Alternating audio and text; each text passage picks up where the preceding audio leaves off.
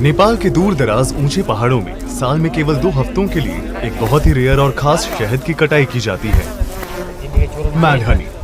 यह असाधारण शहद जो हिमालय में दुनिया की सबसे बड़ी मधुमक्खियों द्वारा बनाया जाता है, बहुत ज्यादा शक्तिशाली ग्रैनोटॉक्सिन से भरपूर होता है। ये टॉक्सिन्स आपके सेंसेस को अकल्पनीय तरीकों से बदल सकते हैं और इससे आपको ऐसे हेलुसिनेशंस हो सकते हैं, जैसे ऐसी आवाजें सुनना जो असल में मौजूद नहीं है, या आपके आसपास की दुनिया को पिघलते हुए देखना। कमरा घूम रहा है, ऐसा लग रहा है जैसे मैं। वो सिर से लेकर पैर तक शराब के नशे में डूबा हुआ था। वो 3 दिनों तक सोता रहा। रेयर मैड हनी के छत्तों तक पहुंचने के लिए हंटर्स असुरक्षित चट्टानों पर सैकड़ों मीटर ऊपर चढ़ते हैं। केवल रस्सी की सीढ़ी पर भरोसा करते हुए वे केवल अपने हाथ और पैर का इस्तेमाल करते हैं, जबकि उन्हें विशाल मधुमक्खियों के अनगिनत दर्दनाक डंक सहने पड़ते हैं। पुराने समय से स्थानीय लोग मैड हनी का छोटे छोटे मात्रा में इस्तेमाल अलग अलग बीमारियों के इलाज और एक कामोत्तेजक के रूप में करते आए हैं, लेकिन इसकी अनोखी हीलिंग कैपेबिलिटीज और जहरीलेपन के बीच की सीमा बेहद छोटी सी है। एक चम्मच से ज्यादा मैड हनी दिल की धड़कन धीमा कर सकती है, पैरालाइज कर सकती है या यहाँ तक कि जान भी ले सकती है। जिस दूर दराज के गांव में हम जा रहे हैं, सिर्फ एक ही परिवार है जो अभी मैड हनी हंटिंग की प्रैक्टिस कर रहा है, ठीक उसी तरह जैसे 7500 साल पुरानी इस केव पेंटिंग में दिखाया गया है। उनके प्राचीन तरीके कभी नहीं बदले और उनके हनी हंटिंग करने का तरीका आपको कहीं और देखने को नहीं मिलेगा। 36 घंटे की फ्लाइट और रोड ट्रिप के बाद हम आखिरकार तांजी गाँव पहुँचे और गुरंग ट्राइब से मिले। ये लोग तिब्बत से यहाँ आकर बसे हैं।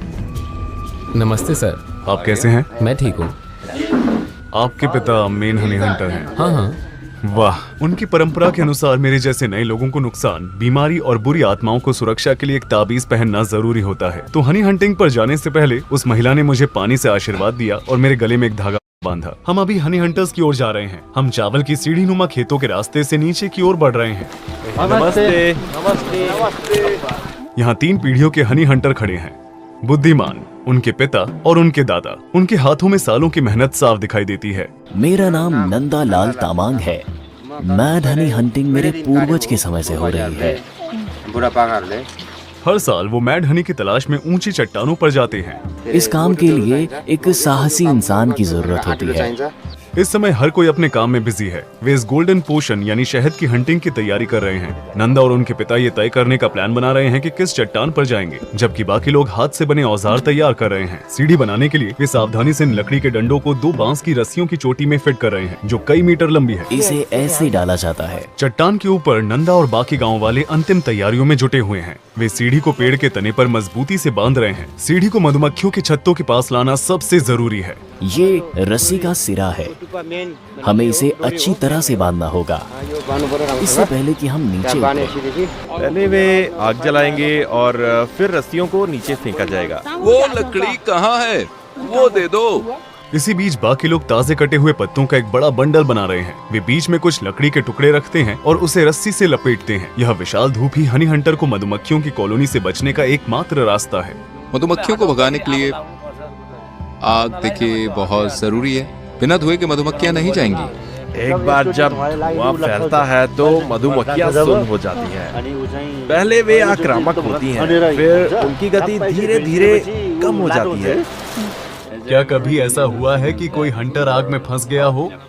देखिए, यहाँ पे मैं आपको बताना चाहूंगा कि मान लीजिए अगर जो रस्सी है वो जल गई तो जो शहद हंटर है वो आग पकड़ सकता है। ये किसके लिए है? ये स्ट्रैप इसे सुरक्षित रखता है। हंटर अपने मधुमक्खी रोधी मास्क पहन रहे हैं। अब नीचे जाने का टाइम आ गया है। जो सीढ़ी वे इस्तेमाल कर रहे हैं वो 80 मीटर लंबी है, लेकिन चट्टान की ऊंचाई इससे भी ज्यादा है। इसलिए नंदा चट्टान के ऊपर से ही अपनी चढ़ाई शुरू करता है, नीचे से नहीं। मैं उस ग्रुप के साथ रहूंगा जो चट्टान के नीचे से सहायता प्रदान करेगा। बेहतर होगा कि मैं भी मधुमक्खी रोधी सूट पहन लूं, क्योंकि जल्दी यह जगह गुस्साई मधुमक्खियों के झुंड से भरने वाली है। ठीक है, जाने के लिए तैयार? ये मैड हनी एपिस लैबोरियोसा द्वारा बनाई जाती है, जो दुनिया की सबसे बड़ी मधुमक्खी है, 3 सेंटीमीटर लंबी। यह प्रजाति एवरेज वर्कर मधुमक्खी से 2 गुनी बड़ी होती है और इनके डंक इतने लंबे होते हैं कि कपड़ों के आर पार आसानी से जा सकते हैं। उनका पहला स्टॉप एक चट्टान का किनारा है जो विशाल मधुमक्खी के छत्तों के ठीक ऊपर है। यहाँ वे सीढ़ी की पोजीशन को फिर से ठीक करते हैं। सीढ़ी का बैलेंस बनाए रखने के लिए नंदा का दोस्त रस्सी के सबसे निचले सिरे तक उतरकर वहाँ रुकता है। इस टीम वर्क से वे मैड हनी प्राप्त कर लेंगे और हम इसे टेस्ट करने का मौका पाएंगे। हम चट्टान पर जूते नहीं पहनते। लेकिन ऐसा क्यों? ऐसे हमें बेहतर पकड़ मिलती है। हम नंगे पैरों से स्टेबिलिटी को कंट्रोल और डिसाइड करते हैं। चट्टान हंटर के लिए खतरनाक है क्योंकि ये फिसलन भरी होती है। हंटर के पास कोई सेफ्टी नहीं होती और अगर वो गिरते हैं तो मौत पक्की है। पिछले साल 2 लोगों की जान गई थी। कभी कभी मधुमक्खियां हर शिकार में 100 से 150 बार डंक मार सकती हैं। देखिए, अगर बहुत सारे डंक लगते हैं ना, तो फिर हम रस्सी से भी गिर सकते हैं। मधुमक्खी के छत्ते की सतह काली मधुमक्खियों की परत से ढकी हुई है। हर कॉलोनी में लगभग 1 लाख मधुमक्खियां होती हैं और ये मधुमक्खियां 1 मीटर लंबा वर्टिकल खुला हुआ छत्ता चट्टानों पर बनाती हैं। धुआं उठ रहा है जब मधुमक्खियों को खतरे का एहसास हो चुका है और अब वे अपने पेट को ऊपर नीचे करके पूरी सिंक्रोनाइजेशन में डिफेंस वेव बना रही हैं, जिससे दुश्मन को डराया जा सके। यह ऑप्टिकल इल्यूजन शिकारियों को कंफ्यूज करता है, जिससे मधुमक्खियां एक बड़े जीव की तरह दिखती हैं। मधुमक्खियां मेरे ड्रोन से लड़ रही हैं। वे इसे एक विशाल भिनभिनाते हुए घुसपैठिए के रूप में देख रही है। अब वक्त आ गया है सबसे मल्टीटास्किंग काम का। नंदा को कई चीजें संभालनी है। वो 2 डंडों का इस्तेमाल कर रहा है। एक से बास्केट को बैलेंस कर रहा है। डंडे को स्थिर रखने के लिए वो अपने पैर का इस्तेमाल करता है और दूसरे डंडे से वो बड़ा सा शहद का छत्ता काट रहा होता है, जबकि मधुमक्खियां गुस्से में चारों तरफ भिनभिना रही होती हैं। हर बार जब वो छत्ता काटता है तो कई किलो शहद बाहर आता है। हर हंट के दौरान मधुमक्खियां उसे 100 से ज्यादा बार डंक मार सकती हैं, लेकिन उसे स्थिर रहना पड़ता है। उसकी एकमात्र सुरक्षा बांस की सीढ़ी से बंधी रस्सी है। कोई भी गलत कदम उसके लिए जानलेवा हो सकता है।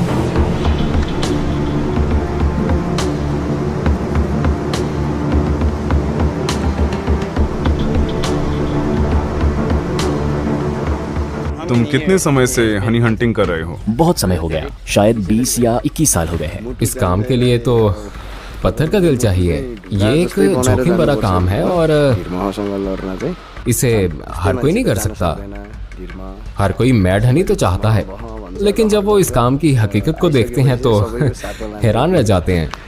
हम इसे ज्यादा नहीं खाते, बस साल में कुछ चम्मच ही खाते हैं। ये हमें लगभग पूरे 24 घंटे तक नशे में रखता है। अगर मैं 1 चम्मच शहद खाऊं तो क्या होगा? तुम बेहोश हो जाओगे, उल्टी करने लगोगे और अनकॉन्शियस हो जाओगे। अगर मैं 2 चम्मच खाऊं तो तुम्हें कुछ भी पता नहीं चलेगा। क्या मैं पैरालाइज हो जाऊंगा? हाँ, एक दिन तुम ऐसे ही लेटे रहोगे जैसे पैरालाइज। हम वापस जा रहे हैं क्योंकि बारिश शुरू हो गई है। हम नहीं चाहते कि हमारे कैमरे गीले हों। हनी हंटर हमसे गांव में मिलेंगे। नमस्ते। जब वो खाना बना रहा था तभी लाइट चली गई। इन दिनों नेपाल में मॉनसून की बारिश शुरू होने वाली है। 3 घंटे से बिजली नहीं है और अब अंधेरा होने लगा है। हनी हंटर अभी तक गांव वापस नहीं आ पाए हैं। मेगू हमारे लिए टॉर्च की रोशनी में कुछ सब्जियां और चावल पका रहा है। आखिरकार सभी हंटर एक लंबे दिन के बाद सुरक्षित और स्वस्थ गांव लौट आए हैं। क्या मधुमक्खियों ने डंक मारा? चेहरे पे डंक मारा? बहुत दर्द हो रहा है। उन्होंने यहीं पर डंक मारा। एक मधुमक्खी अभी भी मेरे कपड़ों के अंदर है। वे पूरे शरीर पर थी। आज हमने कितना शहद इकट्ठा किया है? लगभग 40 लीटर। क्या आप सब जाएंगे अगर मौसम अच्छा रहा तो? बारिश से चट्टान फिसलन भरी हो जाती है और किनारा खतरनाक हो जाता है। अगर मौसम अच्छा रहा तो हम जा सकते हैं। हमें भी बताओ तुम्हारे पापा के साथ क्या हुआ? उन्होंने एक कच्चे अंडे को मैड हनी के साथ मिलाकर एक कप में पिया। आधे घंटे बाद वो बाथरूम गए। वो बाथरूम में फर्श पर चटाई बिछाकर पूरी रात वहीं सो गए। अगली सुबह वे सीढ़ियों पर अपने हाथ पैरों से चढ़ रहे थे। आखिरकार वो दरवाजे के बाहर पहुंचे और फिर भाग गए। वो 3 दिन तक सोए रहे।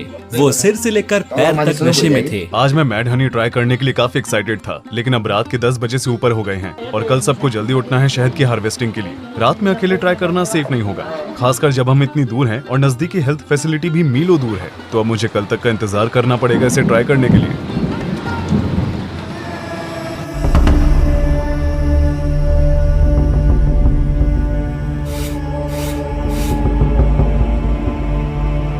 अब हम ब्रेकफास्ट करने जा रहे हैं। सुबह के 7 बज रहे हैं। ब्रेकफास्ट के बाद हम फिर से हनी हंटिंग पर जाएंगे और इस बार मैं इसे टेस्ट करूंगा।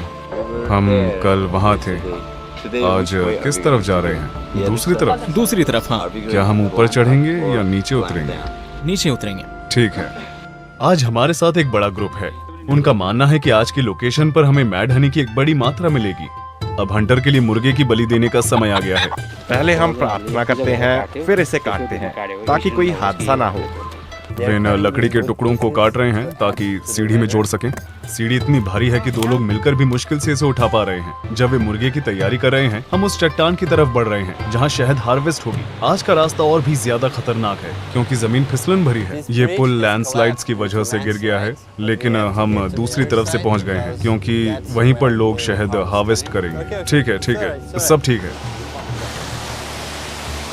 हमें एक साथ होकर चलना होगा क्योंकि हम अब पुल को हिला रहे हैं। बहुत खतरनाक है। तुम ठीक हो? हाँ मैं ठीक हूँ, और तुम? मैं भी ठीक हूँ। हाँ। हम बस पहुँचने वाले हैं। ठीक है, मैं नीचे आ रहा हूँ। कूदो। हाँ, मैंने पकड़ लिया।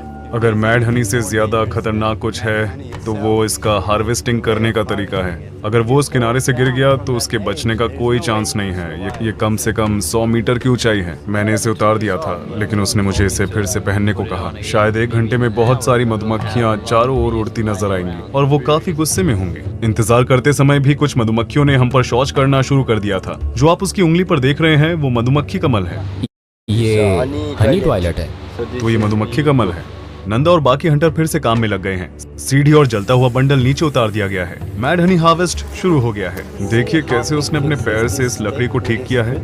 कमाल है। वो वहाँ एक एक्रोबैट की तरह काम कर रहा है। ग्रैनोटॉक्सिन्स हिमालय में खिलने वाले रोडोडेंड्रोन फूलों के रस से आते हैं और मधुमक्खियों को 1 किलो शहद बनाने के लिए लगभग 40 लाख फूलों का दौरा करना पड़ता है। एक एवरेज वर्कर मधुमक्खी अपनी पूरी लाइफ टाइम में सिर्फ 1 टेबलस्पून का 20वां हिस्सा शहद बनाती है। इसलिए ये कोई हैरानी की बात नहीं है कि 200 ग्राम रेयर मैड हनी, जिसमें सबसे ज्यादा ग्रैनोटॉक्सिन होते हैं, जिसको मैं अभी टेस्ट करने वाला हूँ, मार्केट में लगभग $400 में बेची जा रही है। लेकिन दुखद सच ये है कि अपनी जान जोखिम में डालकर हार्वेस्ट करने वाले हंटर्स किलो के हिसाब से हनी बेचकर प्रति व्यक्ति $20 से भी कम कमाते हैं। शहद से भरा एक टोकरा यहाँ आता है जो सीधा चट्टान से ऊपर लाया गया है। टीम अब मैड हनी निकालने में लगी है। वो एक स्ट्रॉ छलनी का इस्तेमाल कर रहे हैं ताकि लार्वा, मरी हुई मधुमक्खियाँ, कीड़े मकोड़े और दूसरी गंदगी को छानकर प्लास्टिक जरीकीन में स्टोर किया जा सके। आखिरकार मैड हनी का स्वाद चखने वाला हूँ। यही वो पल है जहाँ चीजें वाकई रोमांचक हो जाती है। इसका स्वाद हल्का कड़वा है जिसमें मिठास भी है। मैं सच में ग्रायोटॉक्सिन्स का असर तुरंत महसूस कर सकता हूँ। थोड़ी झंझनाहट हो रही है ना? हाँ, इसका टेक्सचर अलग है। ये मुंह में जलन पैदा करती है। जैसा तुमने कहा था ये शुरू हो चुका है। ये कुछ मसालेदार खाने जैसा है। हाँ, लेकिन एक खतरा है जिसके बारे में सोचा नहीं। हो सकता है कि तुमने स्वाद चखते समय कुछ हनी निकल ली हो। हमें तुम्हें जल्दी से ऊपर ले जाना चाहिए क्योंकि इसका असर 45 मिनट में शुरू होता है। मैं बिल्कुल भी नहीं चाहता कि इस वीराने में टेम्परेरी पैरालिसिस या बेहोशी का अनुभव करूं, इसलिए मैं तेजी से आगे बढ़ रहा हूं। जब आप इस शहद के नशे में आ जाते हैं ना, तो 12 घंटे के लिए तो आप बिल्कुल डेड हो जाते हैं। शरीर तक को तो आप हिला ही नहीं सकते। सच में? हाँ, और इस हाल में फिर आपको ऊपर उठा करके कोई ले जाना नहीं चाहेगा। क्या इतनी सी मात्रा से मुझे नशा हो जाएगा? इतनी सी मात्रा से? कभी कभी हाँ।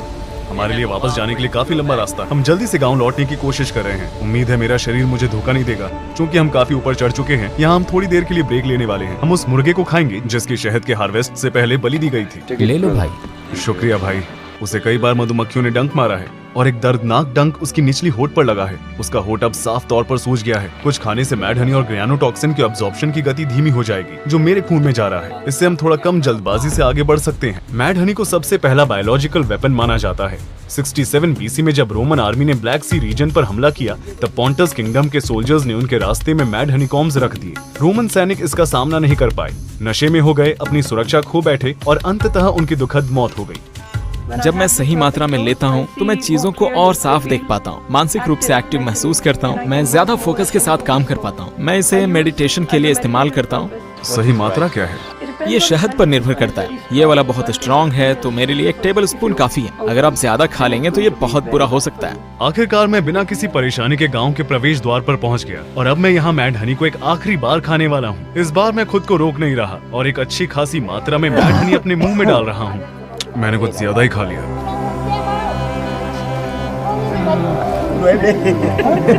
मुझे नहीं पता कि ये कितना ज्यादा है, लेकिन मैंने पूरा निगल लिया। उम्मीद है कि मुझे ज्यादा नशा नहीं होगा।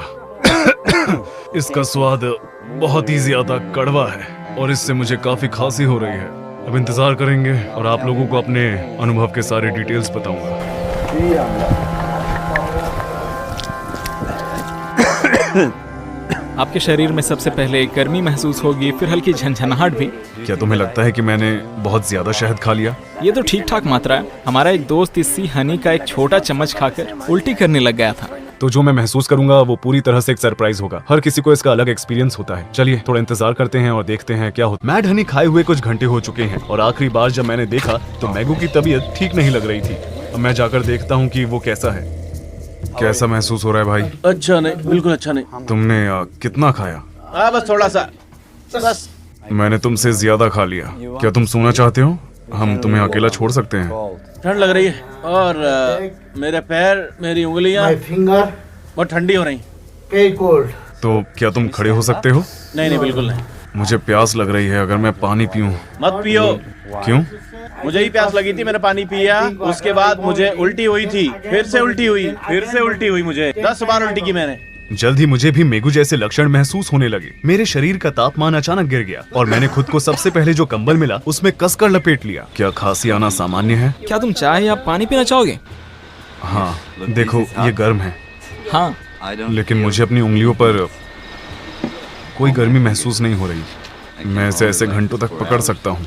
चलो देखते हैं हम दोनों में से कौन इसे ज्यादा देर तक पकड़े रखता है। क्या तुम अभी पकड़ सकते हो? ग्रैनुटॉक्सिन मानव शरीर में सोडियम चैनलों की गतिविधि को बाधित करता है, जिससे सेल मेम्ब्रेन में न्यूरॉन्स और मसल सेल्स के बीच सही तरह से संचार और कार्य नहीं हो पाता। इसलिए इस वक्त मेरी उंगलियों के सिरों में गर्मी का एहसास नहीं हो रहा है और उनमें झंझनाहट और सुन्नपन जैसे असामान्य एहसास हो रहे हैं और मुझे असर धीरे धीरे पूरे शरीर में फैलता महसूस हो रहा है। ले लो भाई, ले लो। अब मुझे बहुत गर्मी लग रही है। शरीर को बारी बारी से गर्मी और ठंडक महसूस हो सकती है। अगर वो नशे में है तो उसे ज्यादा इधर उधर नहीं घूमना चाहिए। पहले मुझे लगा कि मैं जल रहा हूँ, इसलिए मैंने अपनी शर्ट उतारने की कोशिश की और फिर थोड़ी देर बाद मुझे ठंड लगने लगी। आज हमने जो मैड हनी हार्वेस्ट की थी, उस महिला ने भी एक चम्मच लिया। वो अच्छे मूड में लग रही है। कमरा घूम रहा, मुझे उल्टी जैसा महसूस हो रहा है। मेरे हाथ पैर में झंझनाहट हो रही है, सब कुछ घूम रहा है। कभी कभी मुझे रोने का मन करता है तो कभी हंसने का। हमारे होस्ट को मैड हनी से मुझसे ज्यादा फायदा हो रहा है। इनकी उम्र कितनी है? पूछना थोड़ा रूड हो सकता है, माफ करना।